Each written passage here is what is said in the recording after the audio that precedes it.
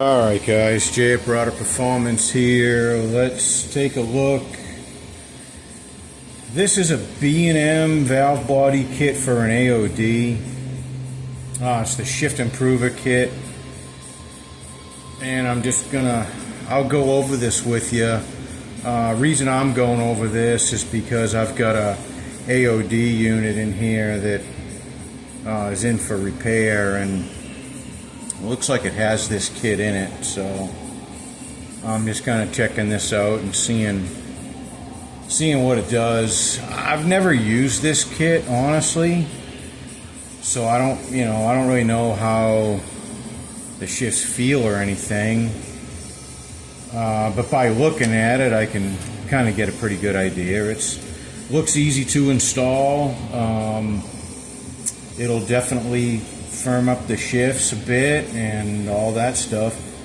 Just depends on really what you're trying to do, but I honestly don't use any of these kits anymore for a very long time. None of them really do what I want them to do.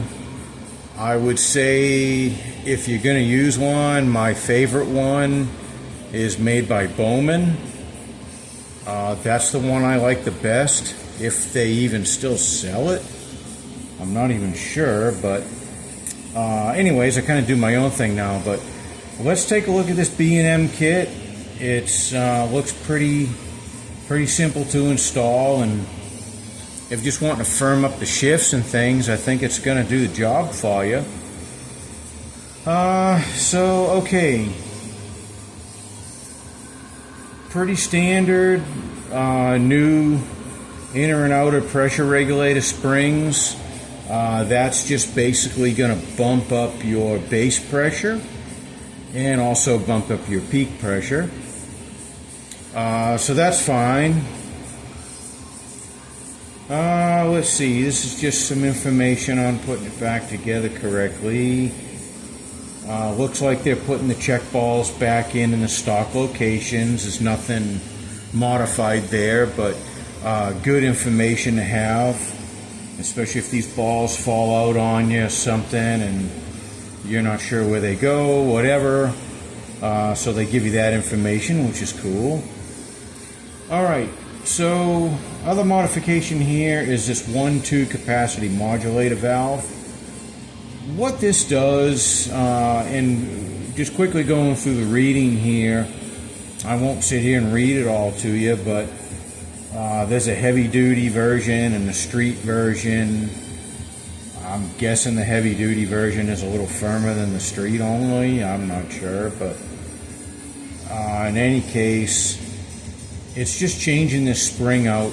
What this valve does is it meters the oil to the intermediate clutch, and what that means is it just controls the oil flow that applies that clutch to make it, firmer or softer or whatever. If you want to see it in the circuit here, and I hope this is coming out right. I've put the camera on a stand this time, kind of over my shoulder, kind of like I used to do to my father when I was a kid. He'd be working on something and I'd be standing over his shoulder looking at him, and he used to yell at me, "Get out of my light! Get out of my light!"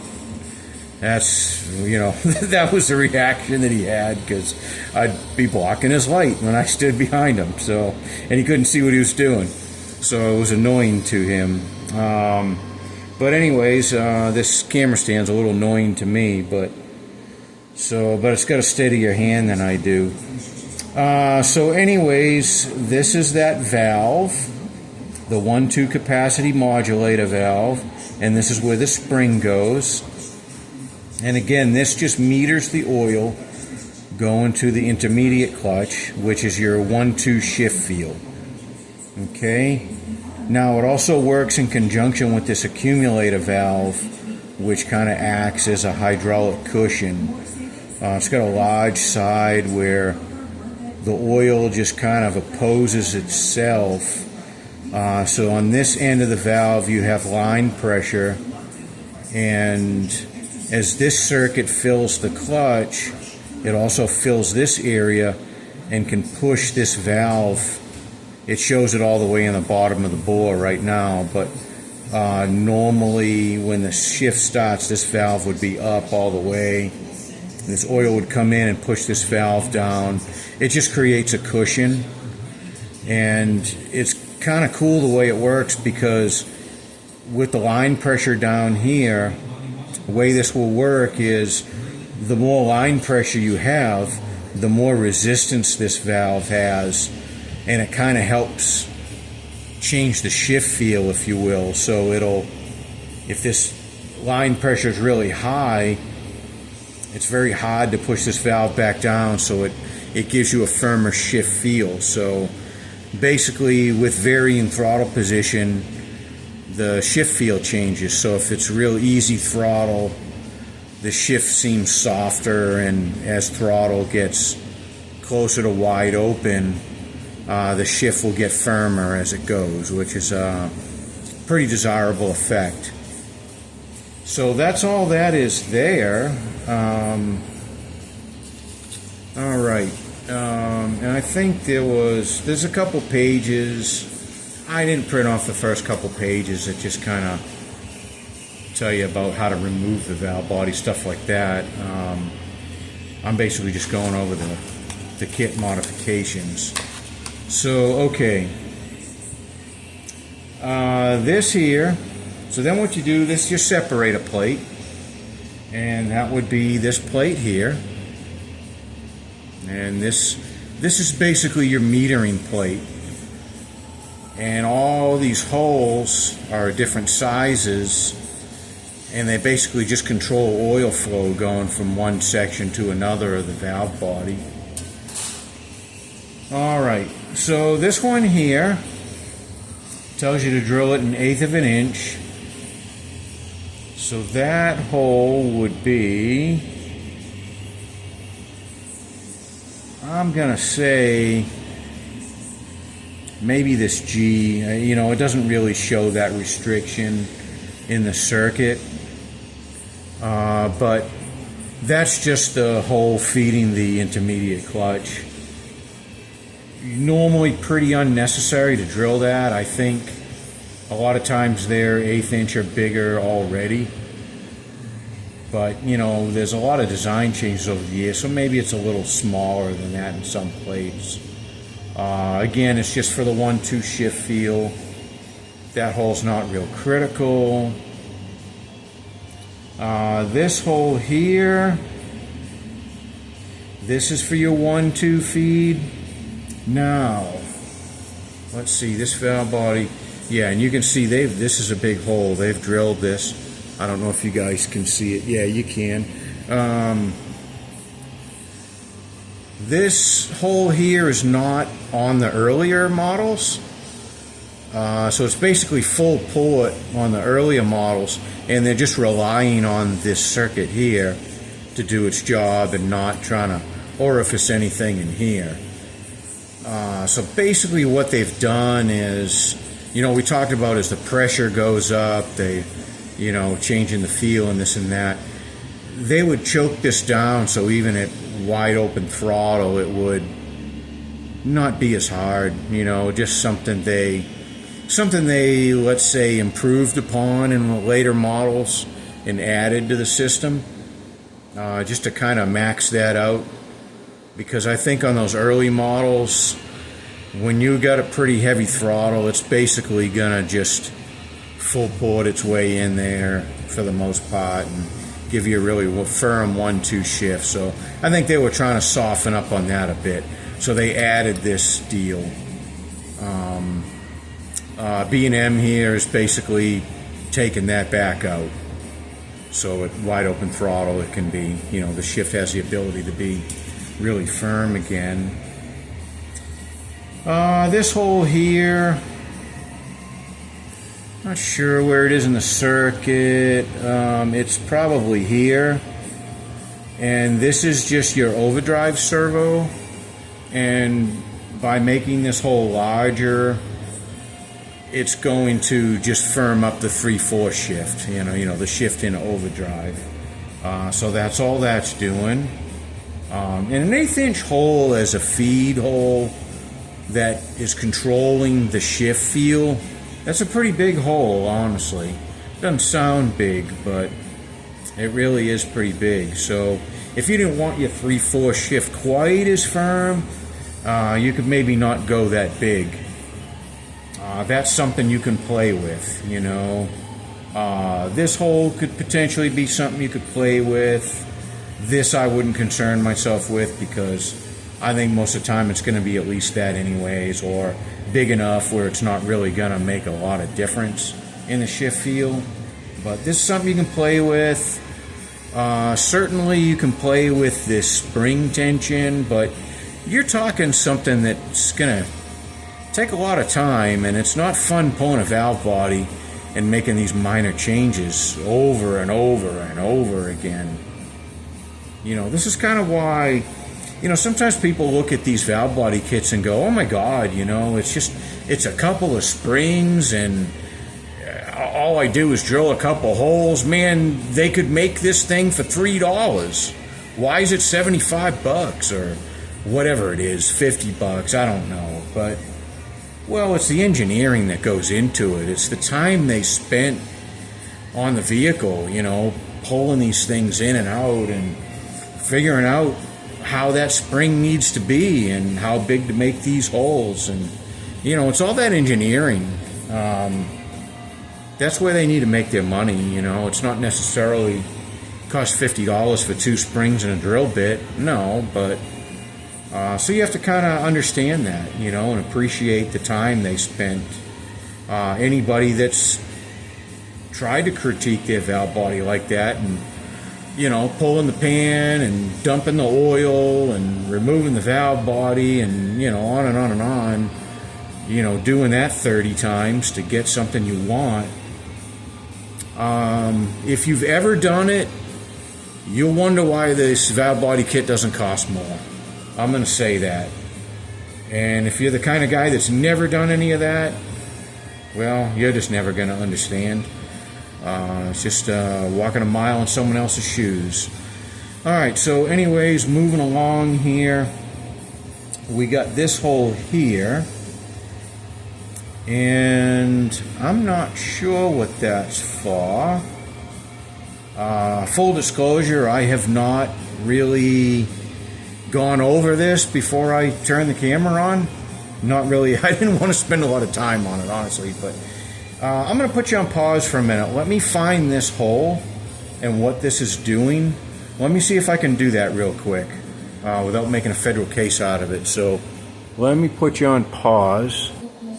Okay, I'm back. Just looking real quick. I think this hole here is possibly this in the circuit, and all this is it's just a feed hole coming over to this 1-2 capacity and 1-2 accumulator valve. So again, it's just, they're just being thorough in enlarging that circuit, you know, to feed, you know, for your 1-2 shift. I don't think that hole, it's probably been drilled in this plate. Yeah, it has. That's the hole right there. They've drilled it. You can see it, the burr on it, and how big it is. But I don't think that hole normally is much smaller than that.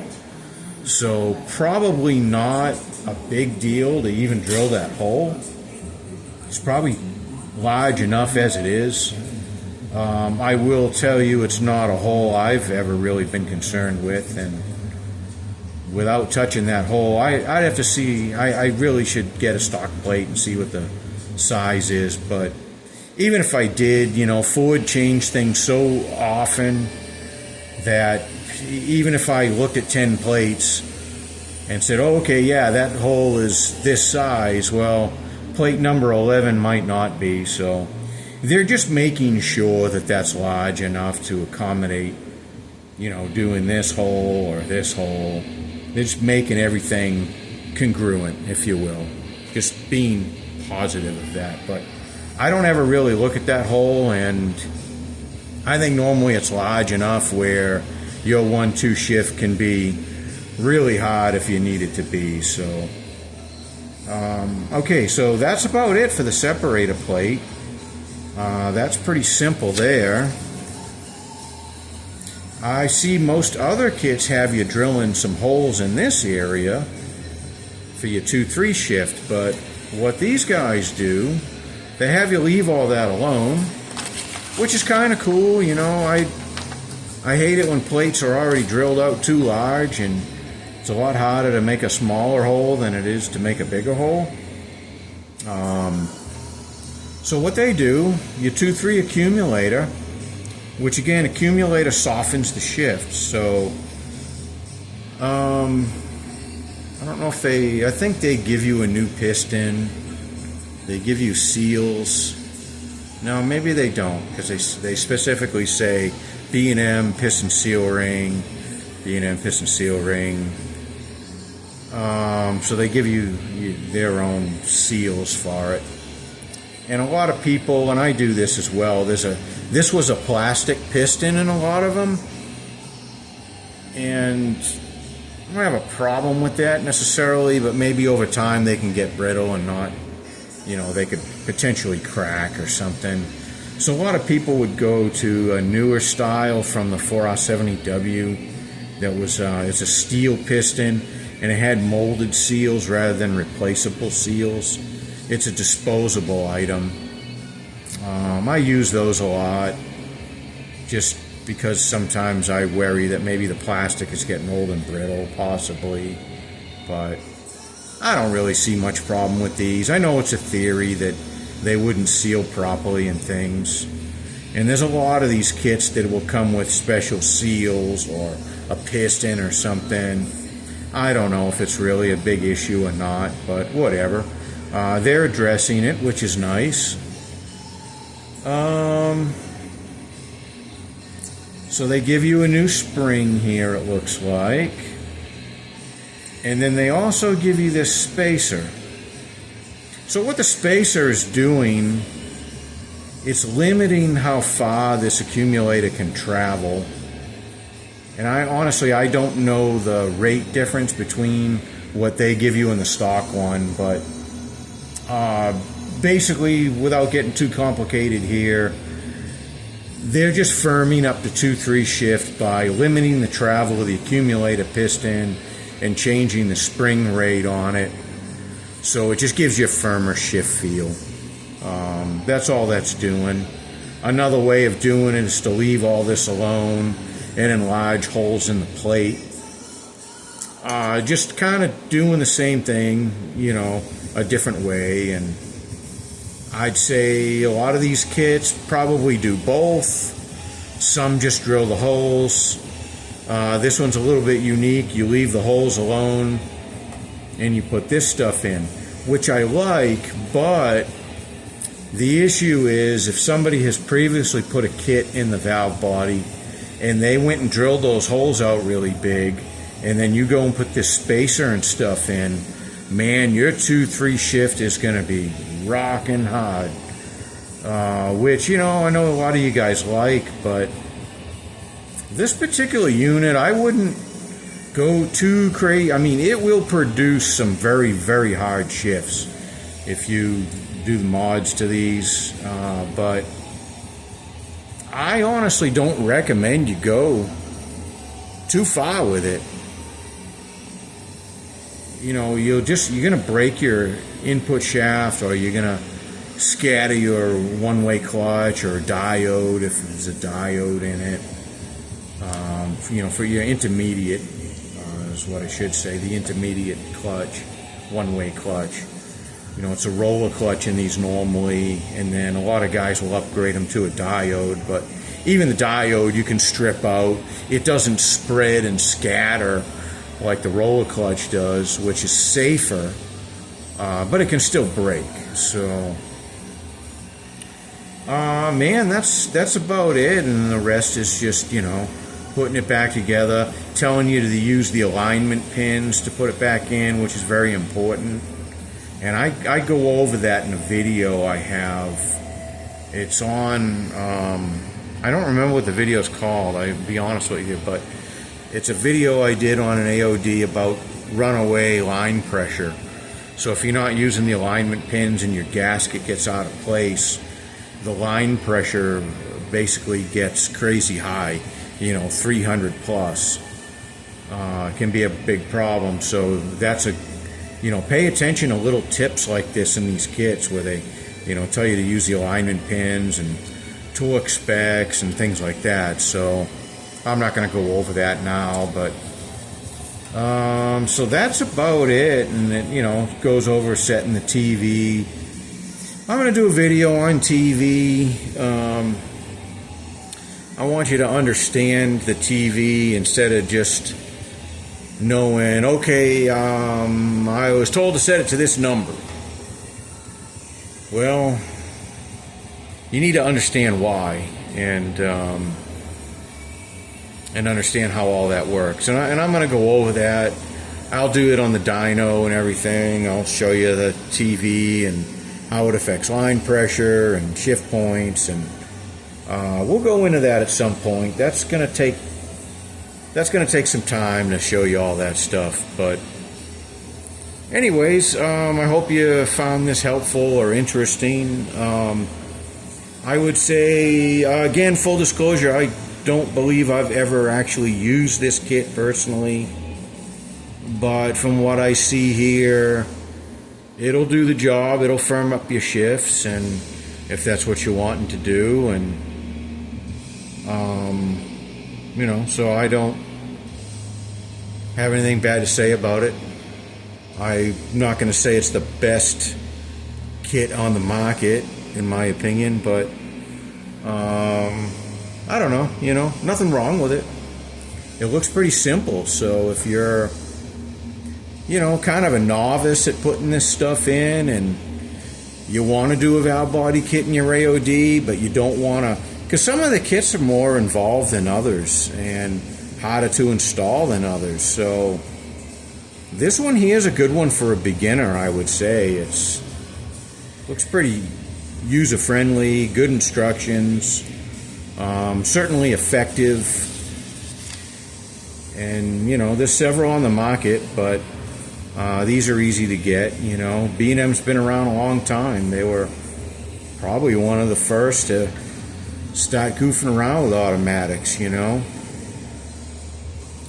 They've been around since the 50s, I think.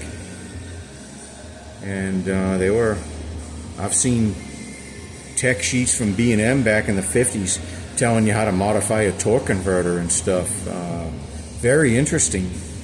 Back when the converters were bolt together, and you could take it apart yourself and modify the converter. These guys had tech sheets on stuff like that. It was pretty cool. So they've been doing this stuff a long time. So I'm sure they know what they're doing. So anyways, all right, guys. I hope you find this interesting, and please help support the channel. And we appreciate any kind of referrals.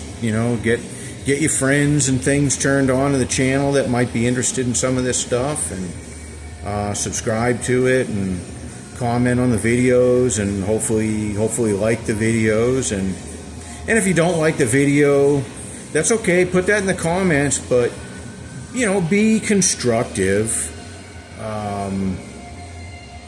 That way I can see what you guys like or don't like, or maybe, man, I really liked the video, but I was disappointed you didn't, show me this or that.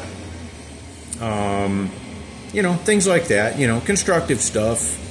No, don't bother with hateful stuff because you just, want to make somebody feel bad or whatever. So, okay, that's all I got. Thanks for watching.